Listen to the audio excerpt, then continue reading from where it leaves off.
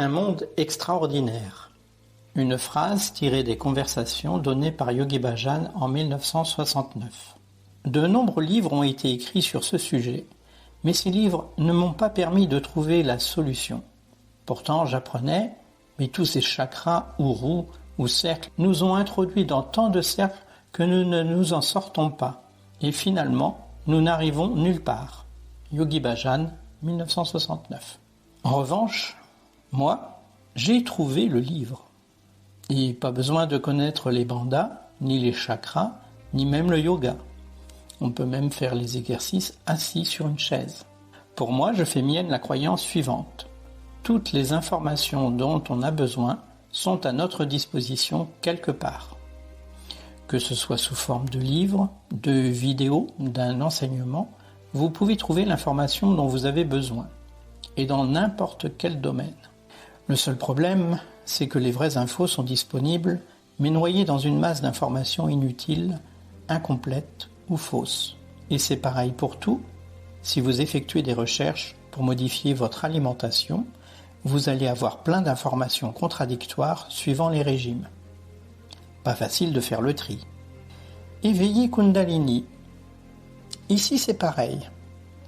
Vous faites une recherche sur éveiller Kundalini, vous trouverez des informations contradictoires. Pour ceux qui entendent ce type de message, cela ne vous surprend pas que l'on dise qu'éveiller Kundalini c'est dangereux ? Comment ça c'est dangereux ? Vous avez essayé ? Que s'est-il passé ? Comment penser qu'un processus naturel devant libérer tout notre potentiel pour nous permettre de vivre une vie créative et pleine d'énergie puisse être dangereux ? Non, ce n'est pas logique. On marche sur la tête. Si le processus est naturel, il ne nécessite aucune drogue et aucun apport extérieur et permet d'être en harmonie avec soi-même et les autres, avec la nature et l'univers, alors il ne peut être négatif. Depuis l'éveil, le 8 mai 2015, j'ai eu un flash avec une image précise et complexe, une sorte de vision. Une partie de la vision était de développer des programmes numériques qui répondent à un besoin précis.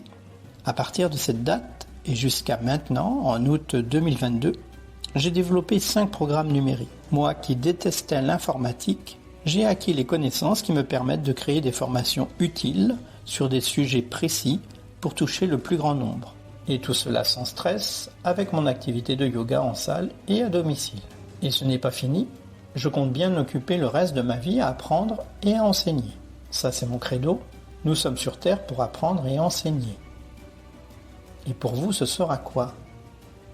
Chacun de nous est différent et nous avons tous quelque chose à faire pour embellir le monde en accord avec nous-mêmes. C'est pour cela qu'il n'y a pas d'enseignement spirituel sur ce blog.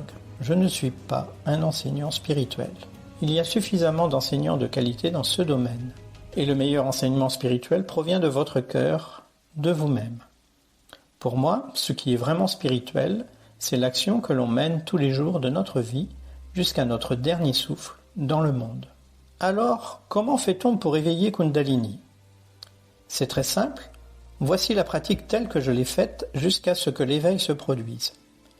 Le matin, au lever ou à un autre moment de la journée, je m'assois sur une chaise et je pratique 2 respirations qui s'enchaînent pour une durée de 15 minutes. Je les appelle les respirations de puissance. Je ne vais pas entrer dans les détails, ce n'est pas le but de cet article. Le soir, avant le coucher, je fais les mêmes respirations. Soit après les respirations de puissance du matin ou du soir, je pratique la méditation d'éveil pendant 30 minutes. Soit 1 heure d'entraînement par jour, et je fais cela tous les jours pendant 230 jours. Et l'éveil se produit, pour moi, au bout de 236 jours. C'est tout ce qu'il y a à faire. Bien sûr, il manque quelques détails pour rendre ces 2 exercices efficaces. Et c'est pour cela que les yogis ont eu du mal à se rappeler quels exercices, respiration et méditation travaillent directement sur l'éveil. Ici, vous avez la quintessence. Maintenant, il y a aussi une question de temps. Trouver 1 heure par jour, ce n'est pas facile. Le faire pendant 230 jours environ, soit presque 8 mois, il faut être motivé. Je sens que je vais perdre des lecteurs. Mais voici la beauté de la chose. Cela veut dire qu'à partir de ce moment-là, vous vous lèverez et ferez vos exercices sans aucun effort et avec beaucoup de plaisir, que ce soit le matin ou le soir. Il en sera de même pour la méditation. Et qu'entre 0 et 60 jours, vous aurez la joie de la découverte, avec un effet très intéressant au bout de 7 jours environ. Grâce à l'oxygénation de vos cellules, tout votre corps va subir une cure de rajeunissement. Vous serez plus énergique, plus enthousiaste, plus positif.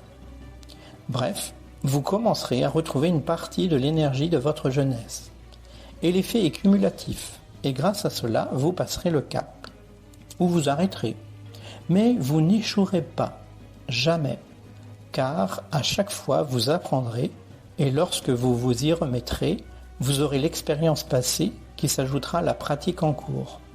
C'est ainsi que cela s'est passé pour moi.